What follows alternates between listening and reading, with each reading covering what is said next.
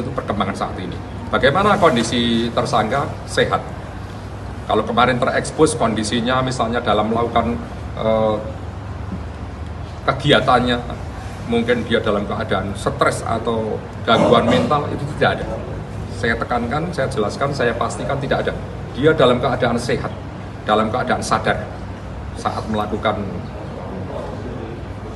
tindakan pidananya itu.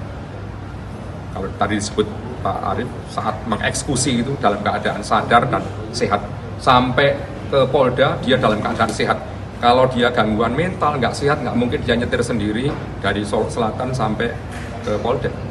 Tidak mungkin dia sempat menghubungi pihak tertentu untuk mengawal dan seterusnya sampai akhirnya sampai di Polda. Dan pastinya ini masih berjalan proses hukumnya, pemeriksaannya. Kalau yang pertama kemarin saya sampaikan tentang apa yang harus saya ucapkan terkait dengan motif itu nanti biar saja dibuktikan nanti di persidangan. Ada hal-hal yang memang sulit sekali untuk memastikan seperti apa motif, karena ini antar pribadi bisa, atau antar pribadi ke organisasi, atau internal, atau konflik of interest. Ini sedang kami dalami sampai saat ini. Boleh jadi yang kami rilis kemarin itu ada perubahan manakala nanti ditemukan kesaksian dan pembuktian baru setelah kami memeriksa semua pihak, baik itu tersangka maupun saksi-saksi yang lain. Kan tadi ditanyakan oleh media, dan ini juga yang ditunggu masyarakat.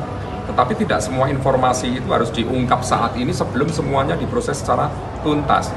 Untuk motif memang sulit sekali untuk dibuktikan apakah itu saja masalahnya. Pastinya kami perlu waktu juga untuk mendalami motif itu. Kemarin sudah terekspos apakah masalah galian C, apakah masalah tambang, atau masalah pribadi yang lain, itulah yang sedang kami dalami. Tetapi itu karena saat saya press release awal itu meluruskan dari informasi pagi yang sudah beredar ke media, sehingga kami harus tetap berdasar pada pendalaman setelah memeriksa semua saksi termasuk tersangka. Termasuk scientific investigation sesuai dengan petunjuk arahan pimpinan itu menjadi bagian penting kami. Bagaimana nanti membuka handphonenya, bagaimana nanti membuka CCTV-nya, bagaimana nanti masalah senjatanya, proyektilnya, kelongsongnya, bagaimana dan mengapa kok kebetulan sasarannya juga rumah dinas Kapolres.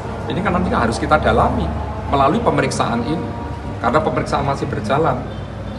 Informasinya dari awal saat kondisi yang bersangkutan itu sehat atau tidak itu diucapkan pertama di Download Tribun X sekarang, menghadirkan lokal menjadi Indonesia.